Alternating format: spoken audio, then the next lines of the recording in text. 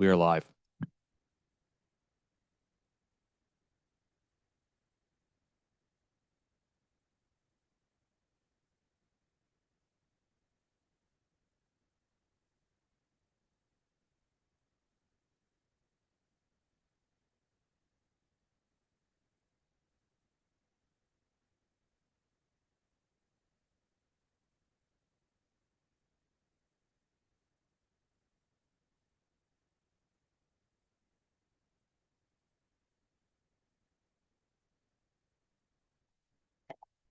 Good morning, everyone. Welcome to our December planning meeting. Madam Clerk, you confirm the roll call has been taken. Through the chair, roll has been taken. Perfect. Any declaration of pecuniary interest to declare? Seeing none, as a reminder, we have statutory public hearings today, 2 of them. There are no items for consideration, so would anyone like to separate the minutes? Seeing, yes? Oh. Okay, seeing none, I'll take a mover and a seconder for the minutes. Moved by Councillor Martin, seconded by Mayor Davis. Any discussion? We'll call the vote.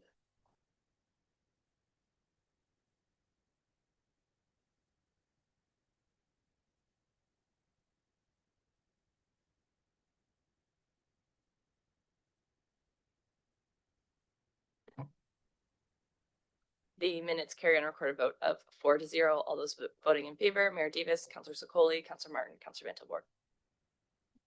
All right, we're ending the year strong with 2 public meetings on today's agenda. So the public meeting is held in accordance with the provisions of the Planning Act. The purpose of the hearing is to discuss a planning application and to hear from the public either in support or against. At the end of each public meeting, the committee will pass a recommendation, which is generally considered at the next council meeting. The name of anyone who speaks will be made public, just so you know, and will appear within the minutes, and anyone wishing further notice of the proceedings should make sure that their name and address is given to the clerk. We ask members of the public in attendance today to speak to the item that we're talking about today, and only that item. The applicant will speak first, followed by municipal staff, and then each member of the public will have 10 minutes to speak, and that's inclusive of questions from the committee. The applicant will then have 5 minutes to provide clarification to any questions that were raised. So just as a reminder, the general rules of decorum do apply, so there's not going to be any applauding or yelling out or saying anything that could be deemed to be offensive language or disrespectful behaviors. All persons addressing the committee shall speak only on the subject of the debate, and no person, oh, we've already gone through all this. All right, so we'll move into the zoning bylaw amendment and draft plan of subdivision application for 0 Baldwin Ave. So I'm now going to call up the applicant or the agent. It looks like we have a team here who will come up. If you can just state your name, your address, and as a reminder, you'll have 10 minutes. And that is inclusive of questions from the committee. And I believe we have Live Developments, but I'll let you introduce yourself.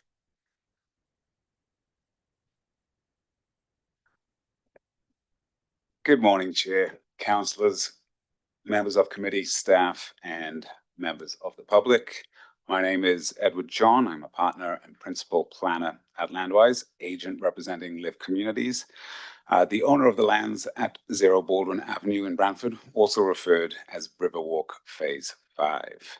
With me today are Benjamin Jones and Dan Doherty of Live Developments, and James Warren, a senior urban designer at Landwise.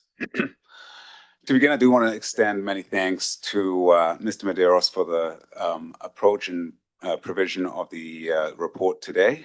I will be discussing the proposed draft plan of subdivision and future development for the subject lands.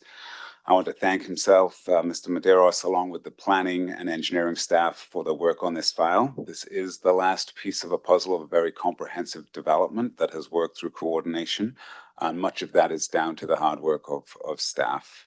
I won't make fun of his mustache, but that may come later.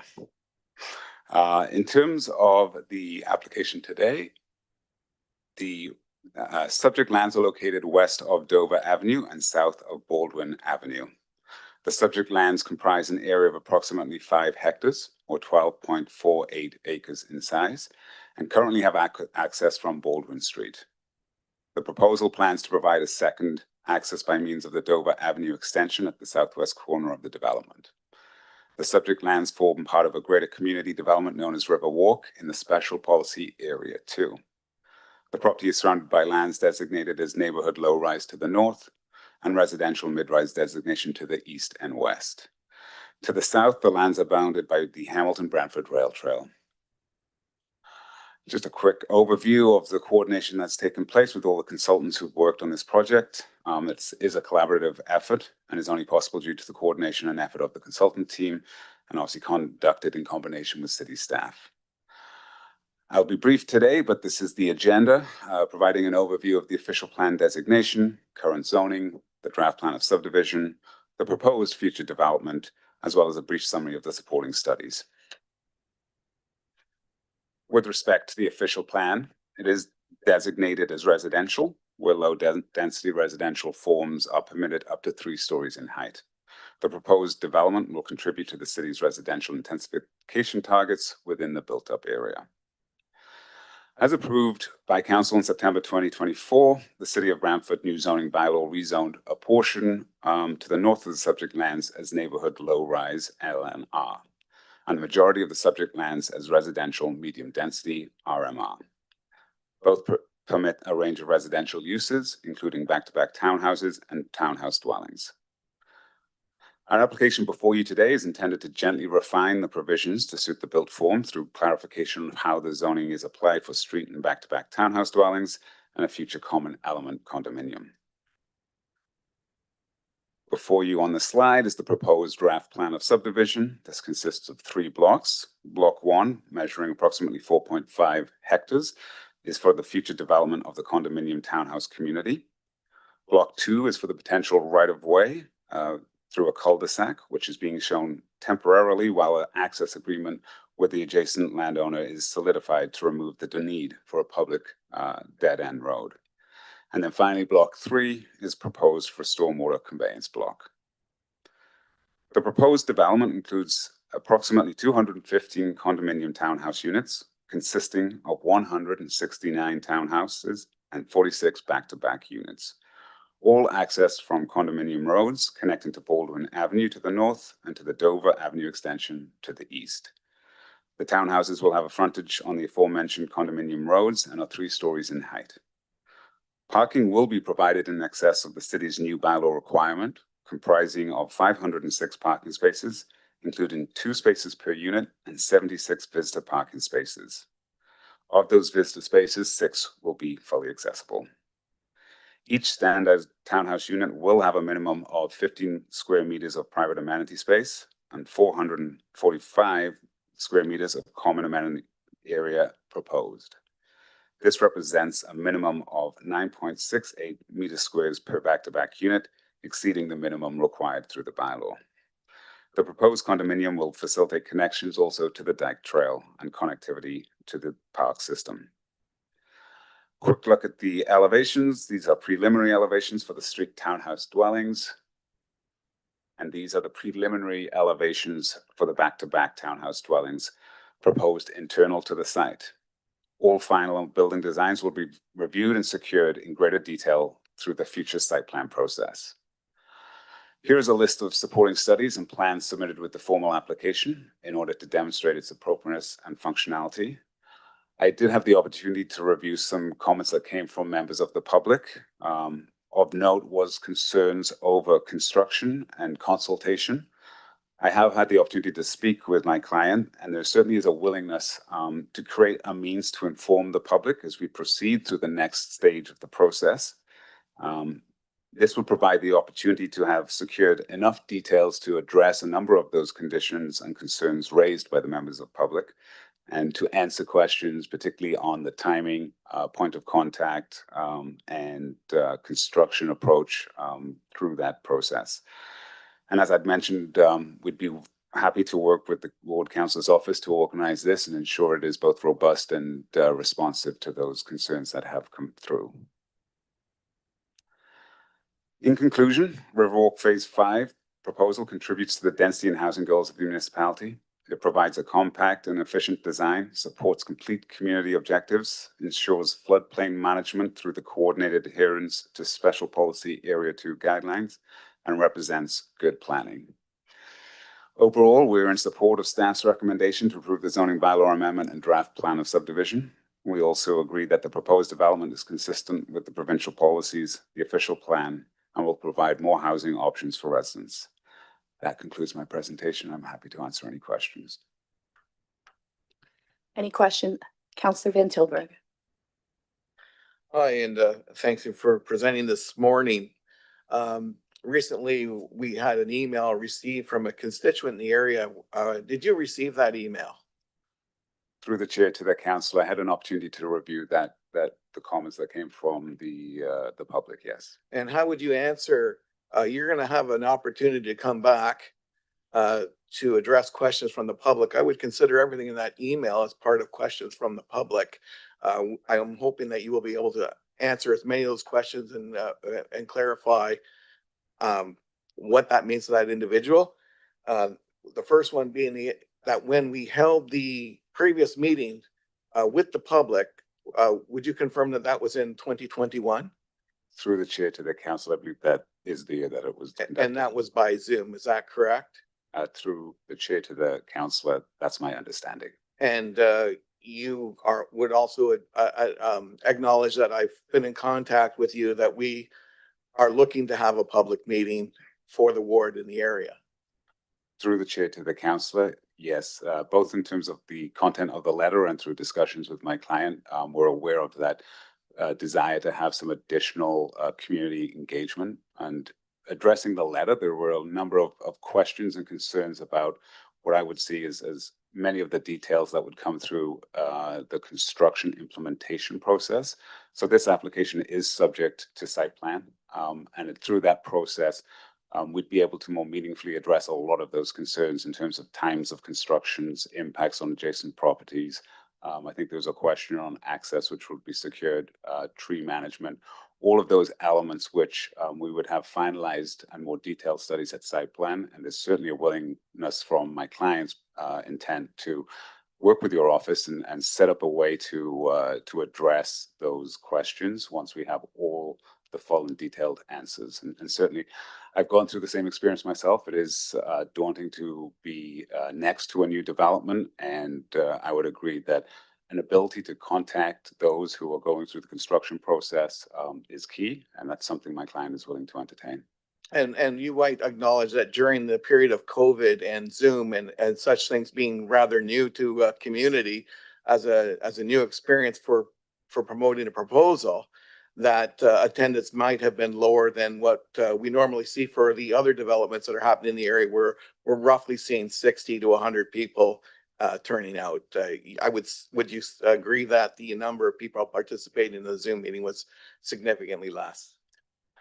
Through the chair, it's hard to have a frame of comparison. This was a new application, but it is one of many that have facilitated development in this area. Certainly in other municipalities, online communication at the onset of COVID was a challenge, but we have seen more engagement through that form and more accessibility. But it's difficult for me to answer your question as to how many people would be there versus. And I have one final question. Thank you for your answer so far. At that Zoom meeting, a member of the public asked for further information about the financial impacts that the development would have on the existing community. The agent advised that future planning applications would include a financial study impact, and staff have noticed at this point that financial impact study has not been included with the zoning bylaw amendment nor the draft plan of the subdivision application. Is that correct? Through the chair to the council, may I ask, so financial impact on the property valuation of surrounding properties? I would imagine so. With that Zoom meeting being so long ago, I couldn't recall the context of it. It is like almost 5 years ago.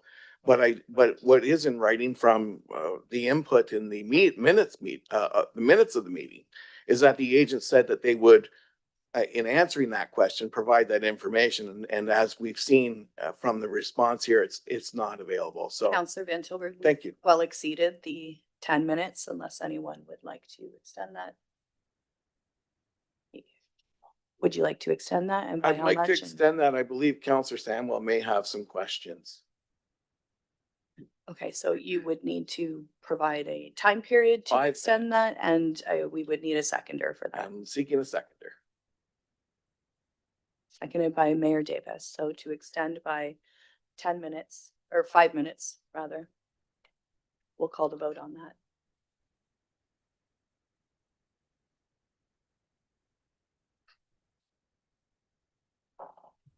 The motion to waive the rules to extend the time is carried on a recorded vote of 4-0. Those voting in favor, Mayor Davis, Councillor Sokoli, Martin, and Vantilborg. So I do have a quick question, just a quick question, before we go to, non-committee members. In your, you've conducted quite a few public information sessions on this, and in your experience, do you find that there's more value when you have these public information sessions, when we're looking at a site plan approval, because that's really what the individuals in the neighborhood want to see? Or do you find that the earlier the better? What are your thoughts? Through the chair to the councillor, public engagement is important. I think through this process, we've met the statutory requirements for public engagement. Looking at the concerns that have in particular been raised, particularly on the construction side, I think there is far more merit in setting up something closer to that site plan process where we have greater detail on materiality of elevations, grading information, and then obviously the construction methodology, which will be then captured through that process. So, Okay. In my experience, I think that the concerns raised through a public engagement process at the site plan stage, which my client is willing to entertain, would be more productive in answering those questions. So I guess what I'm getting at is the questions that are being asked and the concerns being raised would be more appropriately discussed during the site plan. Okay. Yes, Um, through the chair. At this point, we would have to, give our best estimate of what those impacts will be, but it's not Correct. until the site plan stage Okay. we'll be able to actually put specific Understood. detail to it. Understood. Are there any questions from committee members before we go? Okay. So following with our procedure, I understand Councillor Samwell has some questions. Thank you, and through the chair. I guess my first question was when I was reviewing the feedback from the neighborhood meeting. I actually was at that meeting before I was ever on council, so that's how long ago this was. And it was on Zoom, and there was questions and comments brought up in regards to the impacts of the roadway that will be coming through onto Baldwin and the impacts on the neighbors through lights and different things coming into their windows. I don't see that captured in the comments here. Do you know why that is?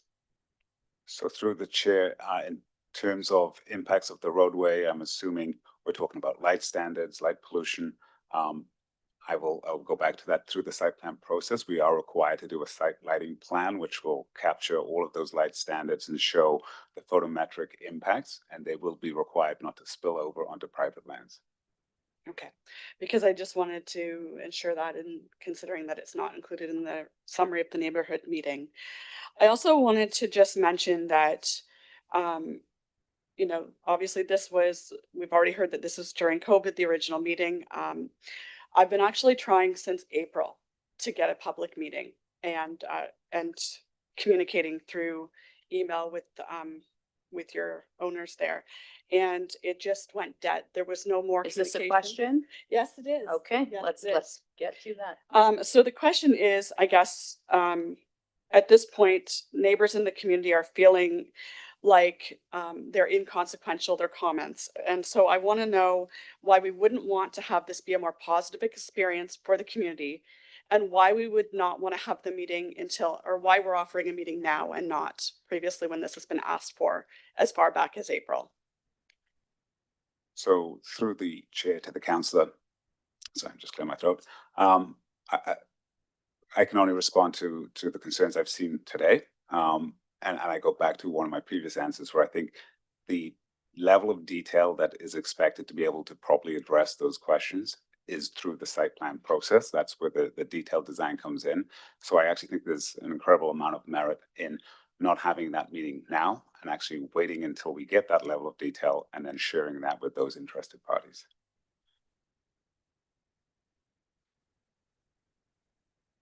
Okay, thank you.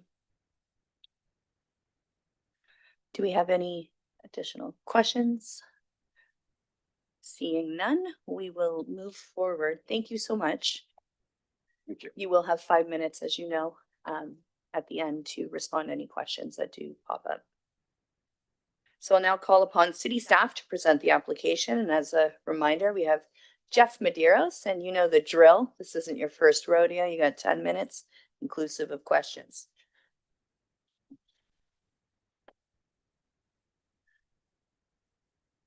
Hey, good morning, Chair, and members of Planning Committee. My name is Jeff Medeiros. I'm the Manager of Development Planning with the city. And I'm here before you this morning to present the staff recommendation for 2 Planning Act applications, as you're aware of, a plan of subdivision and a zoning bylaw amendment. The point I want to make across, I guess, with the purpose of these applications, the subdivision itself has evolved. Initially was proposing a number of municipal public roads. It's now essentially a single block for development purposes, as well as 2 additional blocks, one for stormwater conveyance or an easement, and then the other one being a future cul-de-sac that may be required for the development of these lands. And I'll get into a little bit more of the specifics of the zoning amendment in my presentation. Applicant gave a good overview of the site. It's about 5.5 hectares, just in terms of a numeric number for the size of the property, almost 14 acres. Property is vacant. It's been that way for a number of years. It is situated within an established neighborhood, and it's right next to the Brantford Dyke Trail.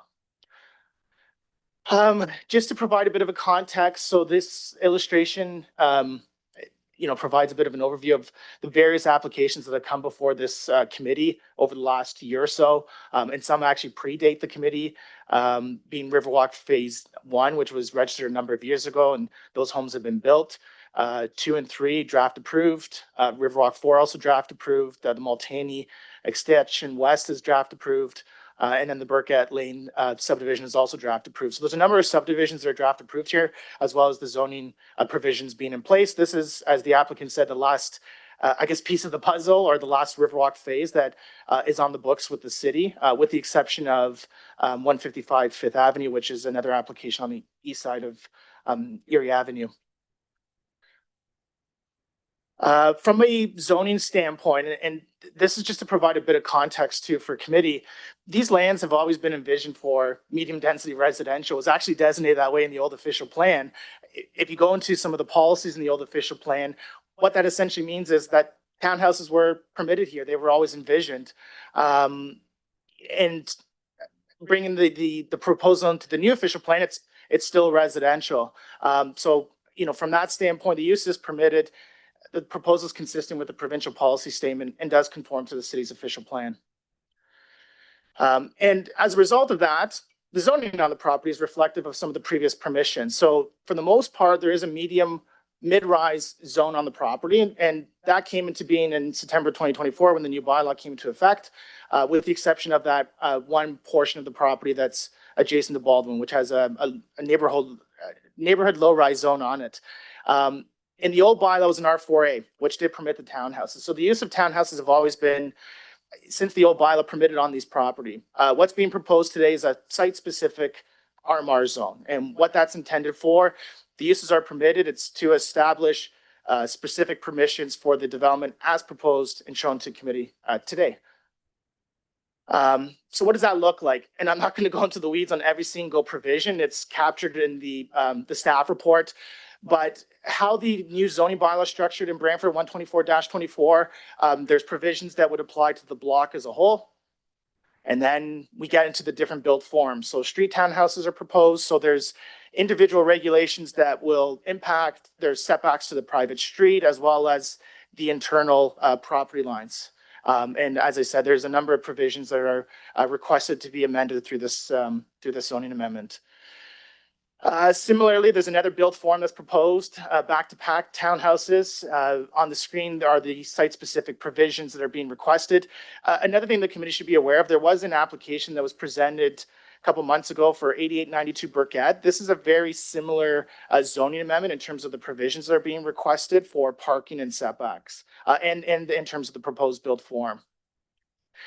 So in terms of the considerations of development for this site, as committee is aware, there was a letter received by staff it does sound as though the applicant is going to speak to some of the items, but I just want to acknowledge some of the major points with some of the issues that the individuals have raised. Questions about stormwater management, traffic. You will see in the 100 conditions or so of plans of subdivision conditions that are recommended by staff, there are a number of technical conditions. They deal with a whole host of different requirements, whether it be archaeology, traffic improvements, stormwater management design, and so forth. Those are requirements of the city. There's also requirements of the GRCA. The GRCA has signed off on the development applications. They are not objecting to them. They've actually, in fact, have provided a number of conditions, and those are included in the conditions of draft plan approval as well. And similarly to some of the other zoning amendments that have come before committee, there is a holding provision that's recommended. It's very detailed. It is fairly similar to some of the other subdivisions, and it deals with essentially the registration of these subdivisions and as well as a few other provisions that the applicant needs to satisfy before they can do any development on this site. So in conclusion, staff are recommending approval as noted in the staff report, subject to the conditions of draft plan approval for subdivision. Thank you. Thank you so much for that timely presentation. And we have Councillor Van Tilburg with some questions. Thank you, Chair. And through you, my questions are, you're very familiar with the presentation that was delivered in 2021 that was given to the residents of the area. Would that be correct? I did attend it in 2021, so I'm familiar with it. What's the major changes in the number of units from 2021 to present?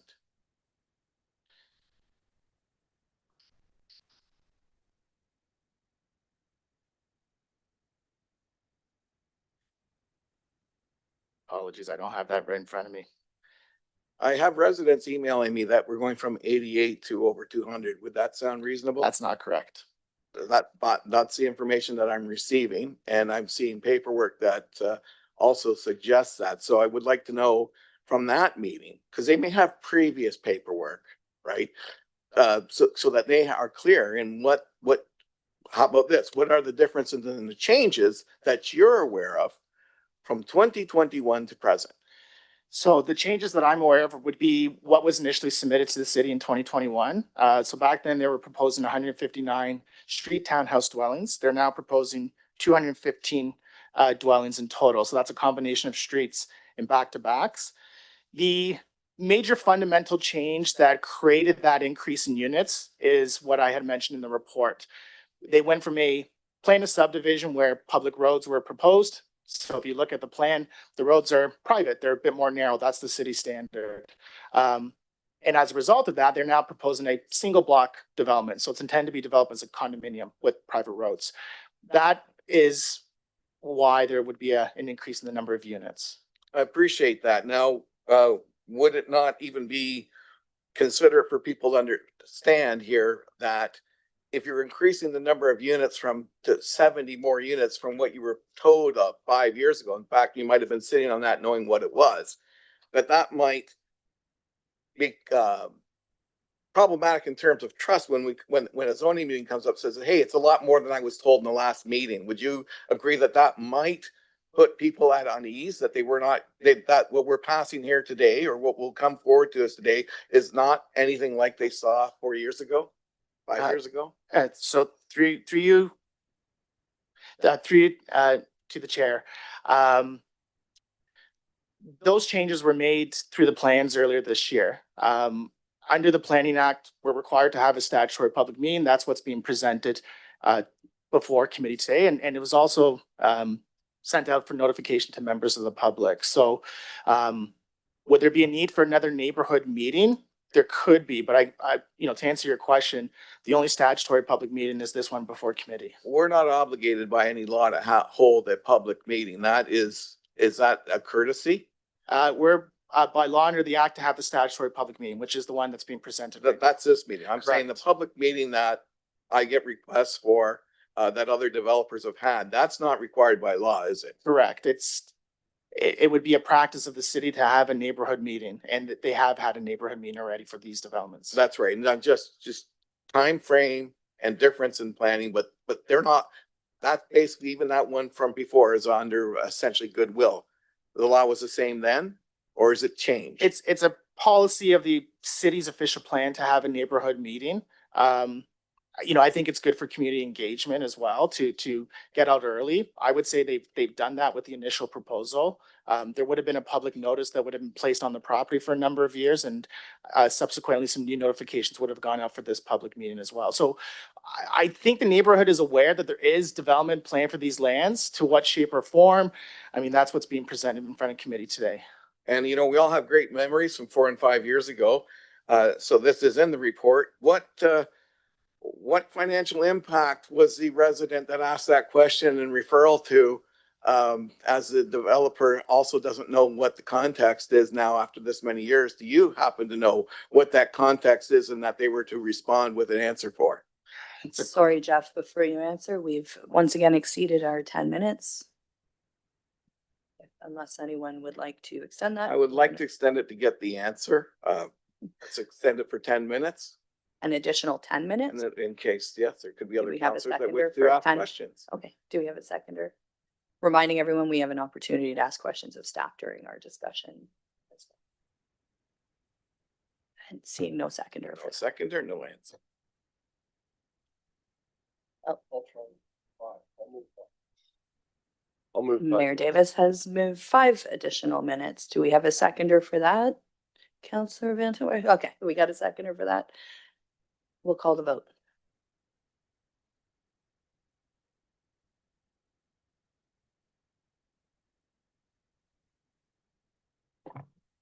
The motion to waive the rules for an additional 5 minutes is carried on a recorded vote of 4-0. Those voting in favor, Mayor Davis, Councillor Sokoli, Martin, and Van Tilburg. I have no further questions, but if you could finish with with your answer, I'd much appreciate that. So through the chair to the counselor, Nicole Wilmot, Commissioner of Community Development. So just to provide some clarification, it is hard to try to determine context from several years ago of a public meeting. But what I can say is that planning staff look at the financial impact on municipal infrastructure as a result of a development. And so that will be looked at with the work that's done as a result of the plan of subdivision or whether it's plan of condominium. What we don't look at is property value. We don't look at whether or not a townhouse development is going to have a negative impact on a single family home or vice versa or so on and so forth. That's not part of our analysis. So I think at this point, it'd be helpful for this resident, if they want some financial information, then they can clarify with us what exactly that they're looking for and what's within the realm of us to provide. Thank you. Any further questions from the committee? Seeing none, Councillor Samwell, I believe you had a question.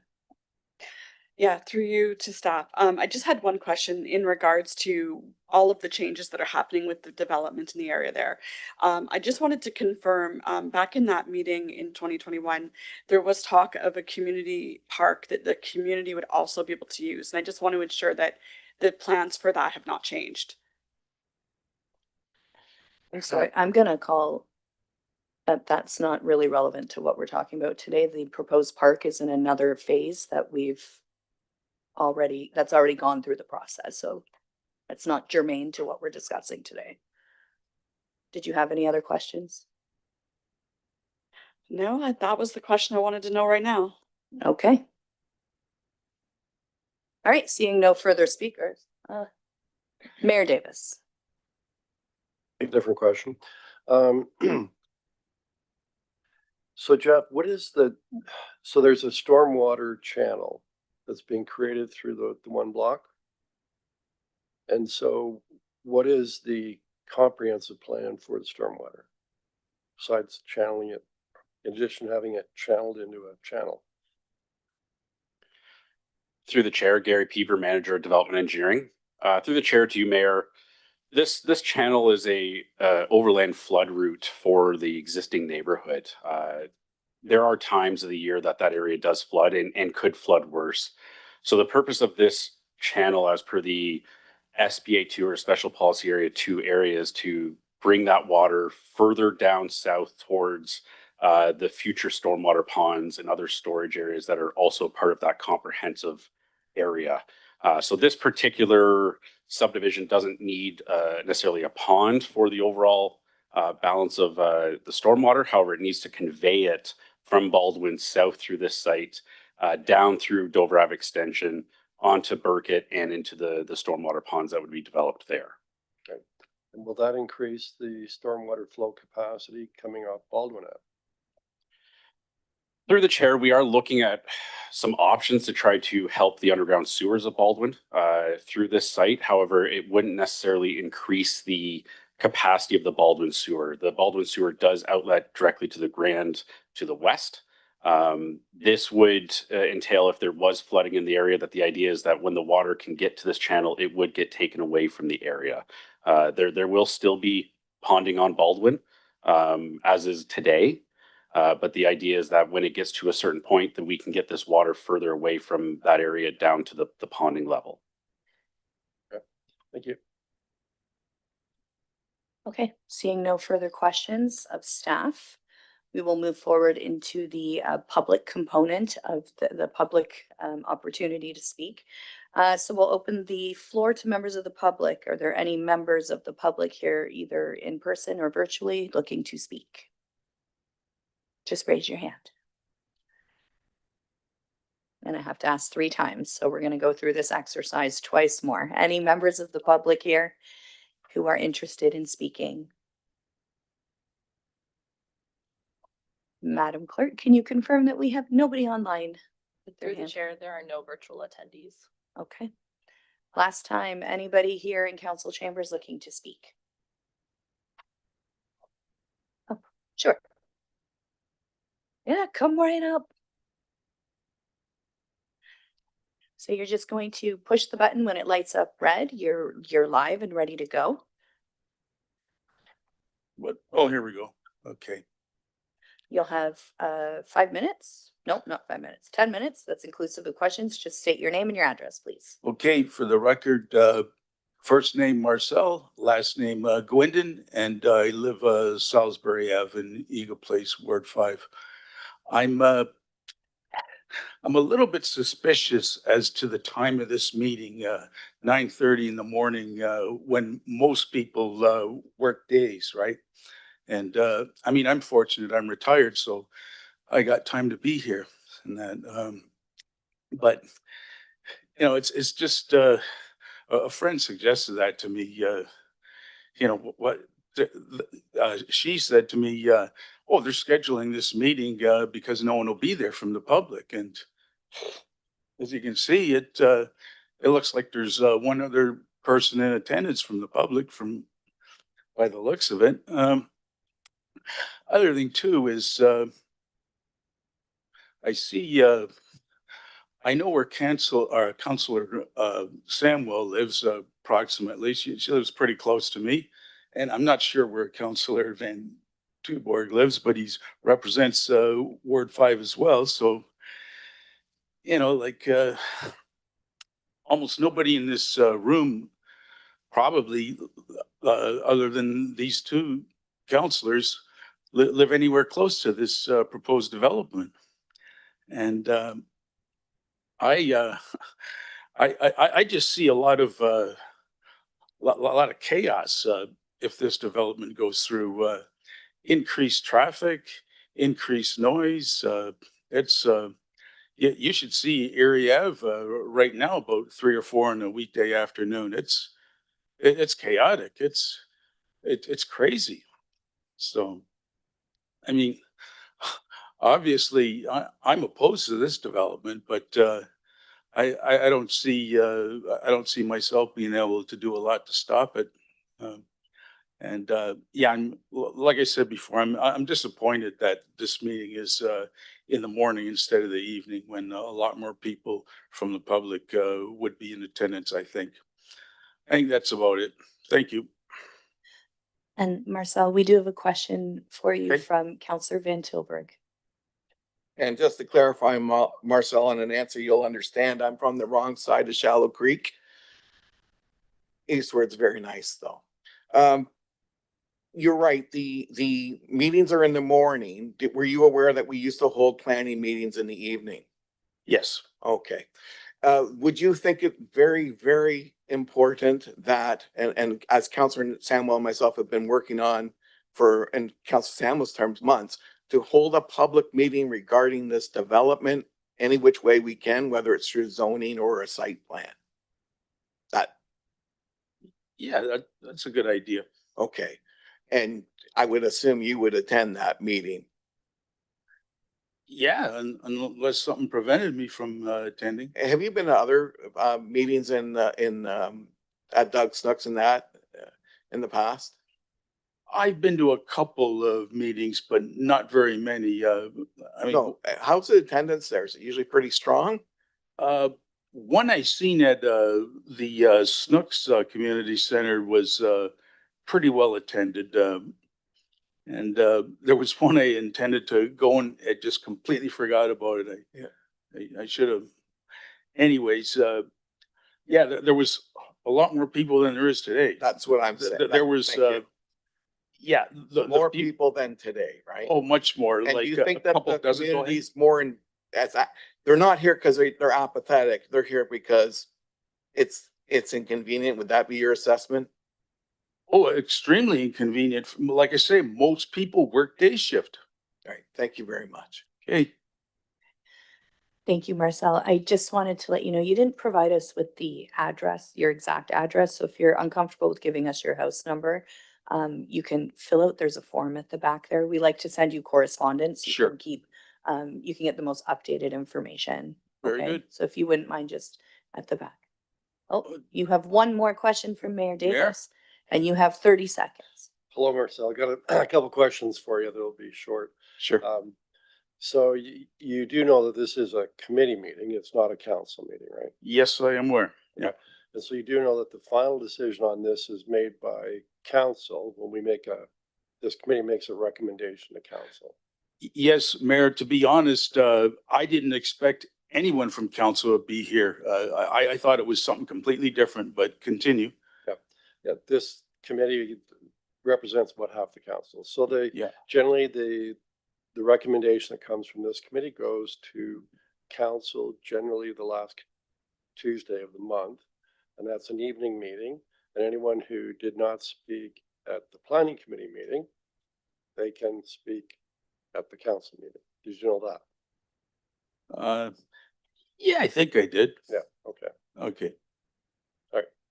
Just want to make sure that that you know that and others know that as well. Okay. Okay. Thanks.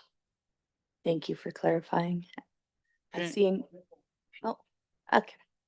If you could rate, Marcel, what are your top three concerns about the development of this property, knowing that it's going to be developed at some point, right? You're saying this is going to happen, period. Something's going to happen. Like about 99%. Yeah. The top three is property values, noise, traffic. Great, thanks. Okay. Thank you so much. Don't forget to put your address back there so we can spam you with updates. I'm gonna ask one more time, anybody here looking to speak to this item? Okay, I will close off the public portion of this meeting and move forward to the clarification portion. So for our developers, you will have 5 minutes to come up and provide clarification or answer any questions that may have arose during the process, if you're interested in that.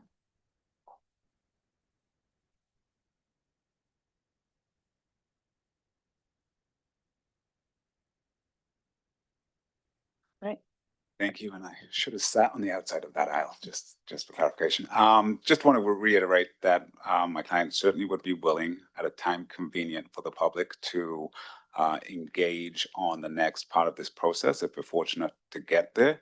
The member of the public did raise matters that are being looked at through both draft plan of subdivision condition and through the site plan. Those would speak to noise, I'm assuming noise writ large. That could be time of construction, construction methodology, Traffic and transportation, as Mr. Medeiros mentioned, we do have conditions related to that. So if amenable to this committee, we would happily organize with the ward councillors a time convenient to go through that once we've furthered those additional Planning Act applications post approval of today. Okay.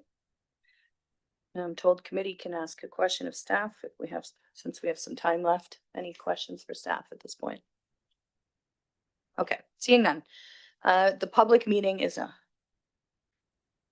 You stated questions for staff? oh, sorry, it's a typo and apparently I Okay. lack critical thinking skills to. No problem. That because had it been, I- I would have had one, but no worries. Nope, I just read faster than my brain worked. Okay, so we're gonna move forward to, the public meeting is now closed, so we're gonna get a mover and a seconder. We're gonna get this on the floor for discussion and for debate. So can I have a mover to put item 4.1 on the floor?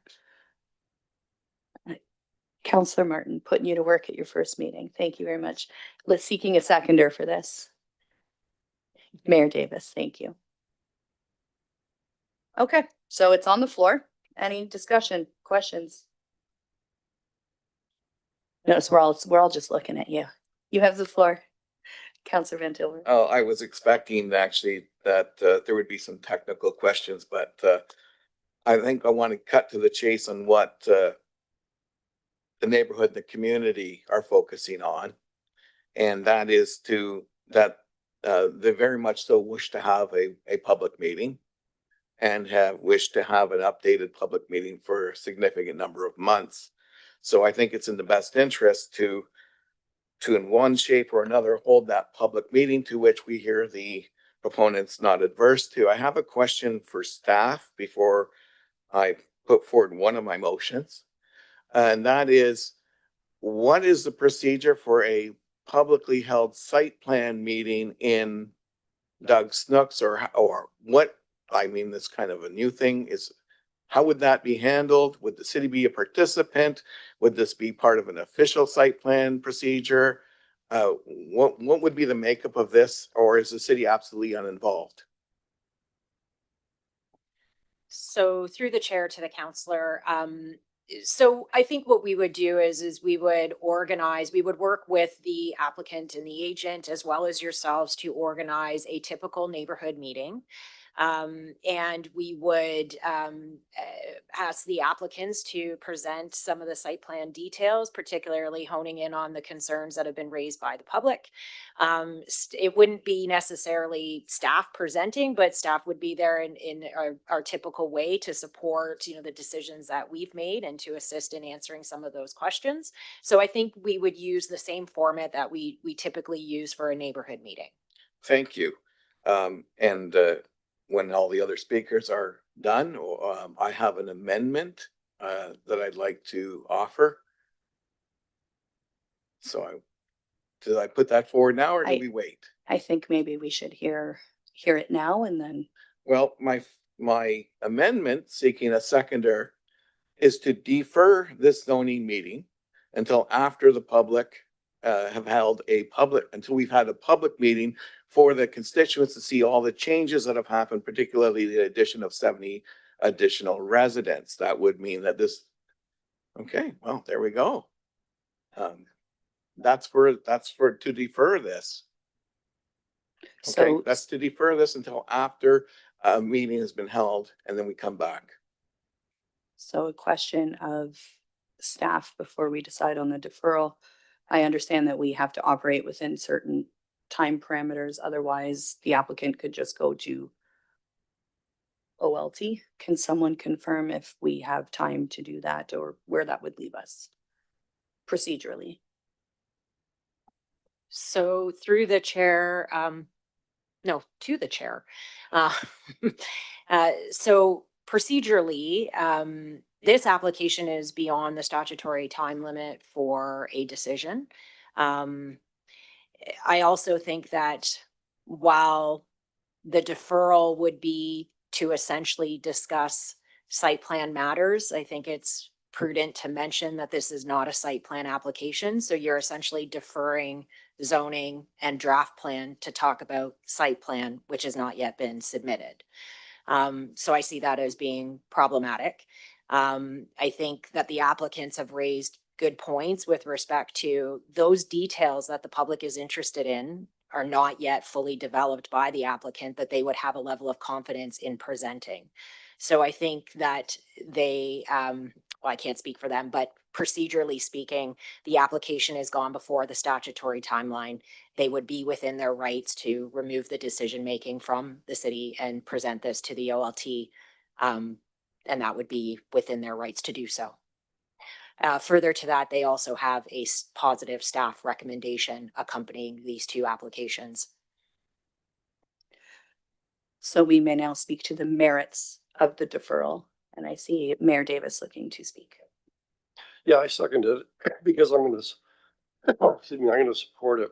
And normally I wouldn't, but in this case I will, because, you know, the typical process, there would have been a fulsome public meeting with the neighborhood, you know, 6, 7, 8, 9 months in advance of this hearing. And the public, the neighbors would be seeing this proposed scale and layout, general layout, which is not site plan. That's not a site plan issue. That's kind of the zoning issue. And so what we have before us now, it's 5 years later, the scale has changed, if I'm understanding it correctly, and the layout's changed in terms of it, the road layout changing. And so that is sort of a general concept. It's not site really, you know, way in terms of the detail you'd see in a site plan issue.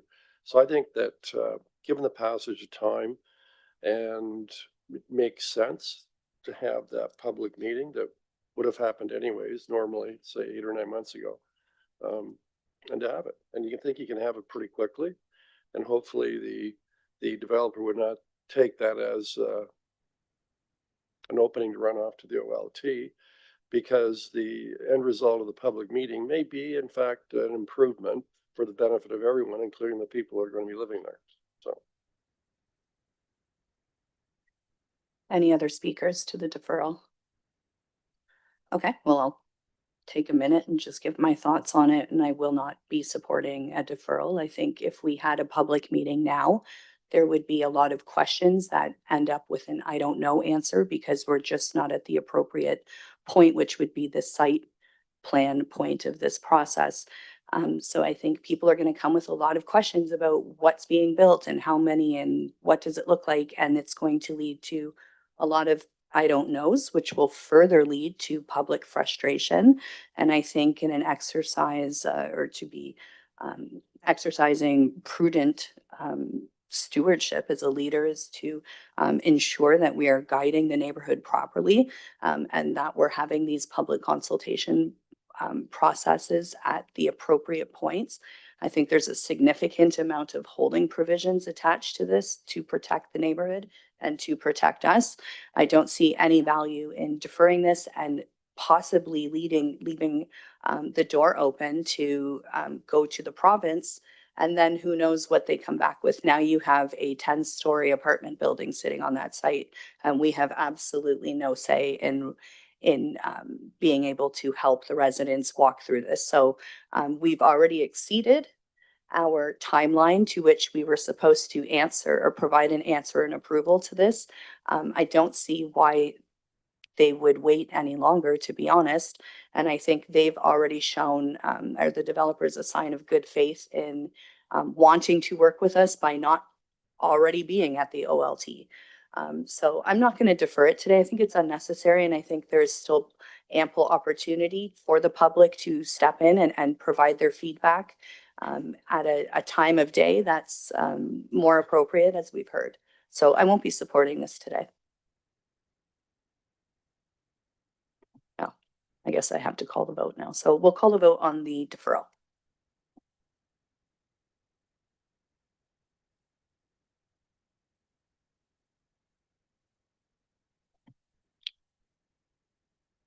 Sorry, did we already? Okay, we've already called the vote.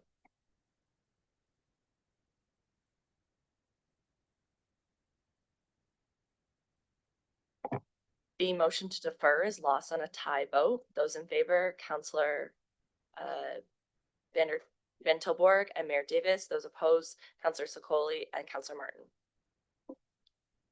So with the deferral that had failed, we'll move to the, we're still speaking to the, what's on the floor? Yeah. Counselor Van Tilburg, you've already spoke to it, so I'm just gonna make sure no one else wants to, and then we'll go to second speaking opportunities. Okay, nobody's in queue. Yes, I'd like to know, because I've never done this before, what is the procedure to, can you add an amendment at a zoning bylaw hearing to hold a site plan meeting? Is this just something that is voluntarily done? If it needs it in as an amendment, I wish to put forward an amendment if that's within our boundaries of what we can do. That's germane. Can we do that? At a site plan meeting be held?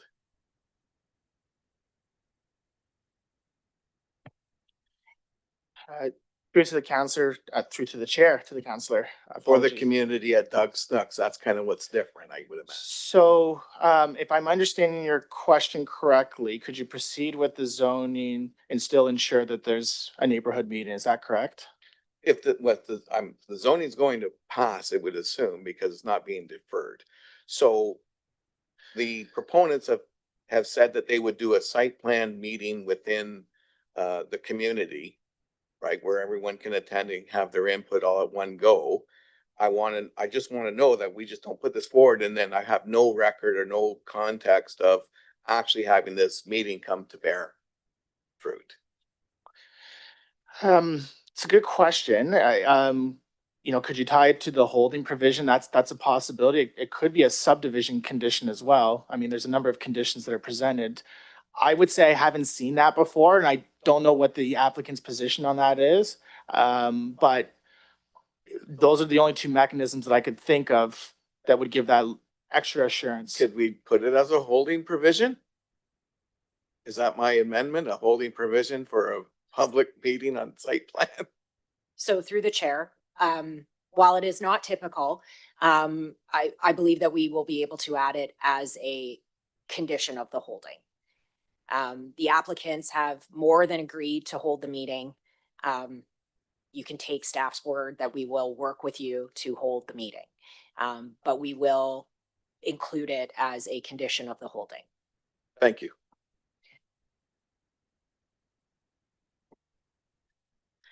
Sorry, does that require an amendment to add that then?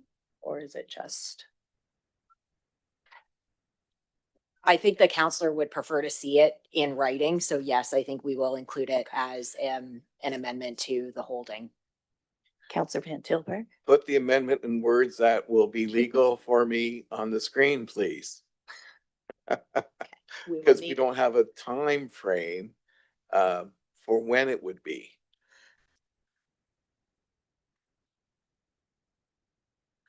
We will probably just need a moment to put all No that, problem. to put that together.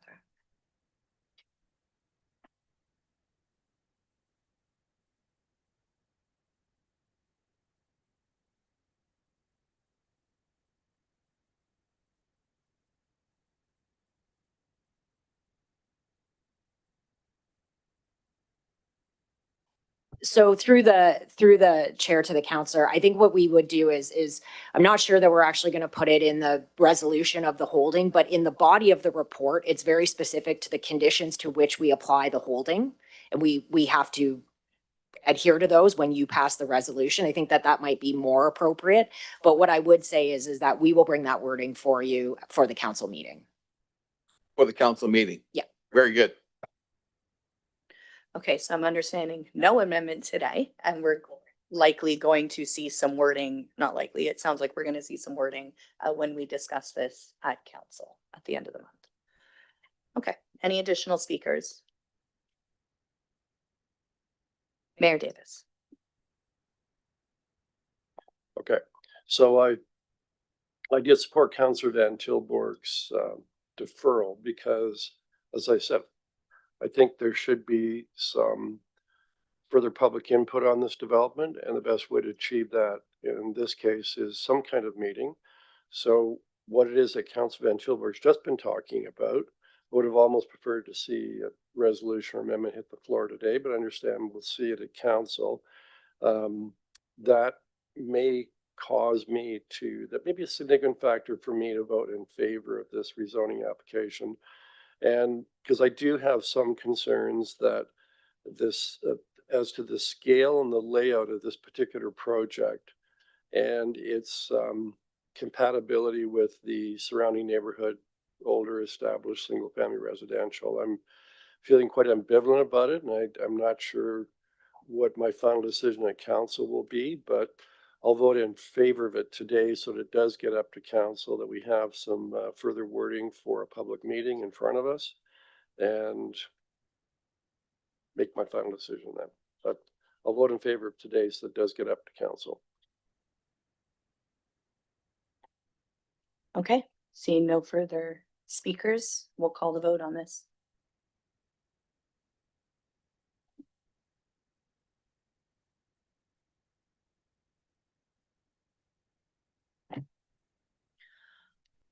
Item 4.1 carries on recorded vote of 3-1. Those voting in favor, Mayor Davis, Councillor Sokolis, Councillor Martin. Those opposed, Councillor Van Tilburg.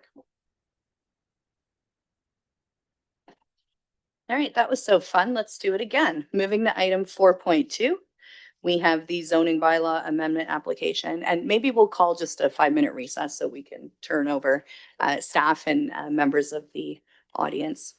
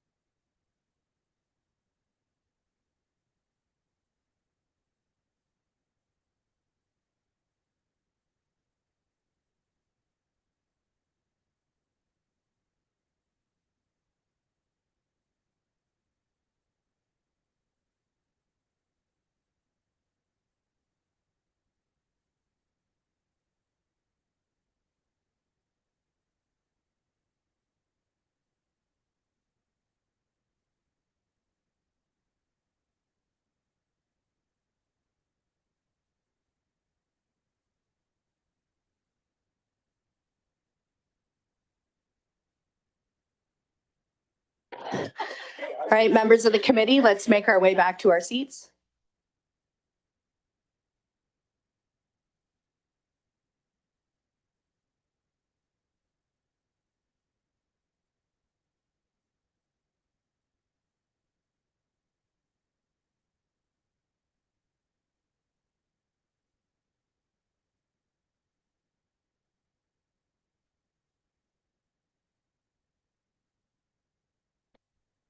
All right, welcome back to the Planning Committee, Part 2. We have our second statutory public hearing, item 4.2, which is the zoning bylaw amendment, some housekeeping amendments to our zoning bylaw.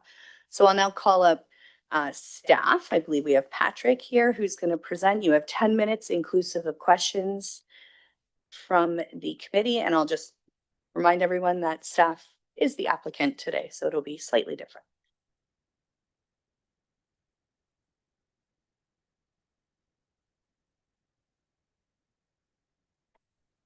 Thank you, Chair. And again, just for members of the committee, I am Patrick Vusser, Senior Planner in Long Range Planning. I'm here to present the housekeeping amendments and zoning bylaw amendment application PSED 1525.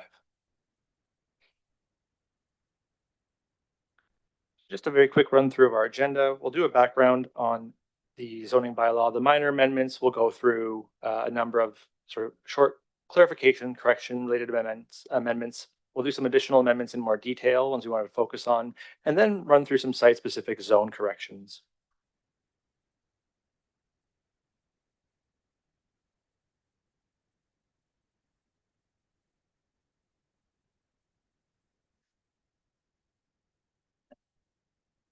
Just for some background, on September 24th last year, Council approved the city's new comprehensive zoning bylaw. That's bylaw 124/2024. That repealed and replaced the city's former zoning bylaw, bylaw 160-90, and also the city's version of county zoning bylaw 6116 for lands that were brought in through the boundary adjustment. There were a number of appeals to the Ontario Land Tribunal, but the tribunal deemed the bylaw in force and effect except for amendments in March. Right now, there are 7 appeals ongoing. So from that March date, the bylaw was deemed to be in force and effect as of council's adoption, so September 24th of last year. And so these amendments come from ongoing administration of the new comprehensive zoning bylaw. So through the minor amendments, these come from discussions with fellow departments in the city, such as our colleagues in the building department, as well as discussions with the public, with applicants, their agents, sometimes through the processing of development applications like we heard here earlier today. So we're clarifying height measurement for accessory structures. There's been some confusion on that from applicants, but also just homeowners looking to build a shed.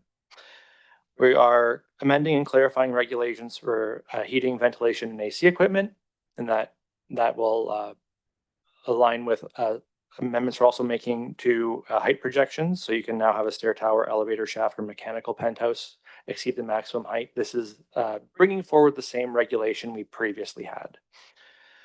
We're correcting errors to the home occupation provisions. We're aligning our lodging house definition with the licensing bylaw in the city and the Ontario Building Code for better cross-departmental use. We'll be amending the definition of streets to include private streets. This will help us when we're reviewing townhouse condo applications. We'll establish a parking rate for group homes that was unintentionally left out of the zoning bylaw. We will be clarifying our bicycle parking regulations, adjusting EV parking space requirements where they overlap with accessible parking requirements, and we'll be addressing loading space requirements for designated heritage properties. And I just want to circle back on the EV parking for a moment. This is a question that came up at our planning advisory committee. So our zoning bylaw has requirements for electric vehicle parking or charging stations and requirements for accessible parking. Our goal with the bylaw to be a bit sort of forward thinking, looking to the future when EVs will be more predominant, is to allow for or require that some accessible parking spaces have electric vehicle charging.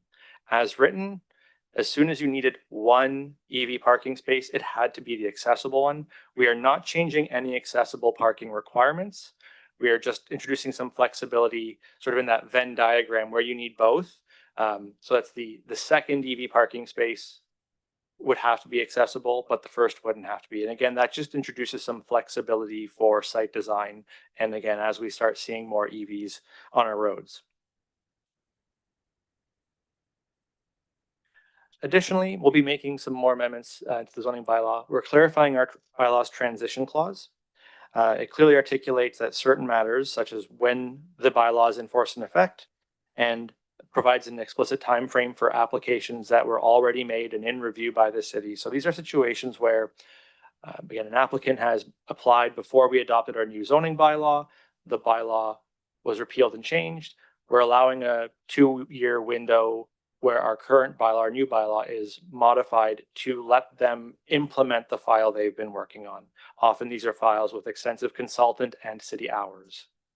So to restart from the ground up would be a hindrance. We're harmonizing our accessible dwelling unit provisions with provincial regulations. The province has a regulation under the Planning Act that was amended shortly after our bylaw was adopted.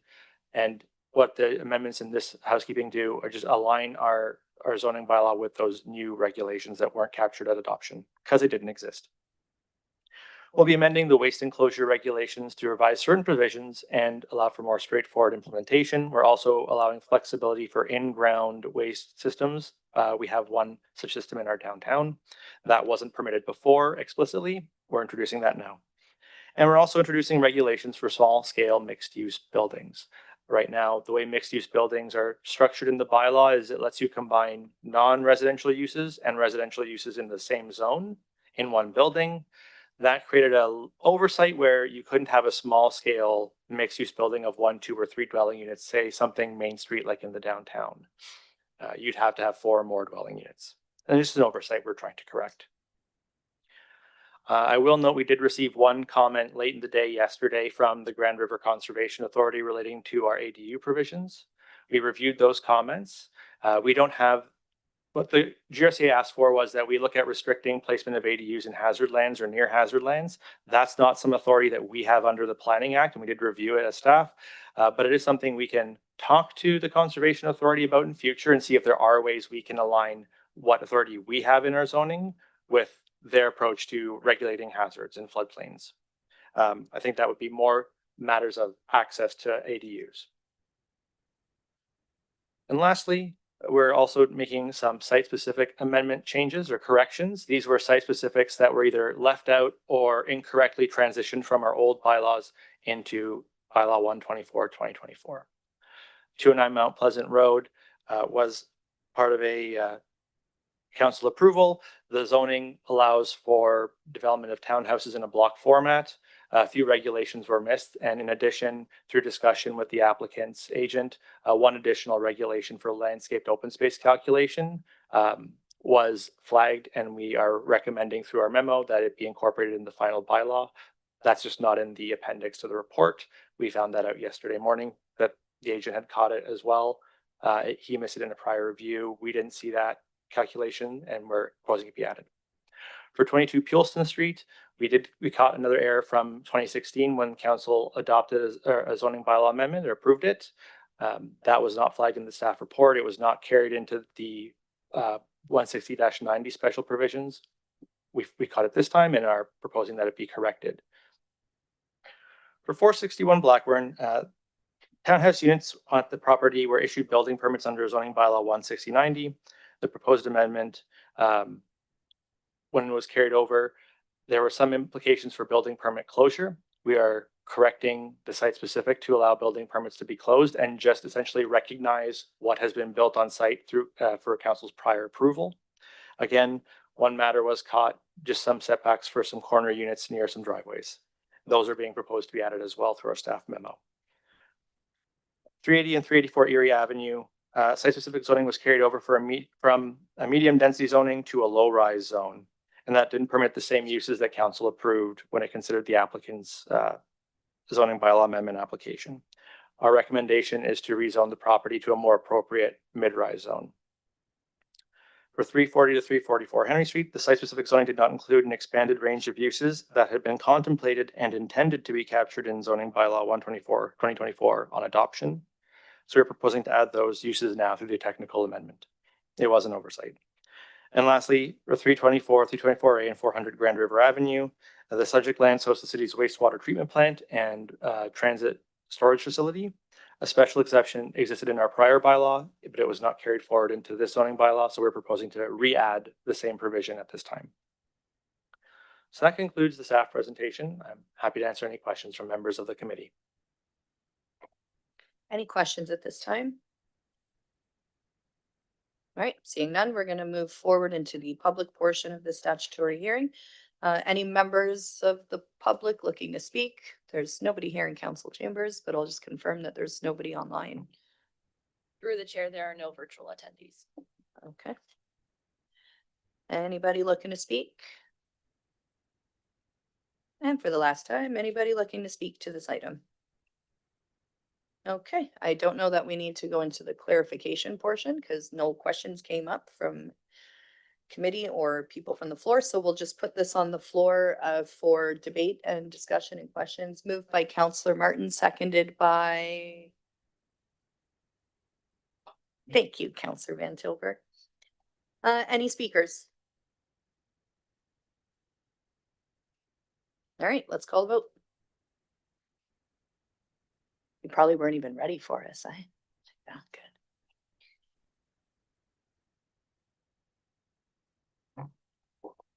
Item 4.2 carries on a recorded vote of 4-0. Those voting in favor, Councillor Sokoli, Martin, Van Tilburg, and Mayor Davis. All right, we already passed the minutes, right? We did that. All right, no notice of motions, no resolutions. This meeting is adjourned.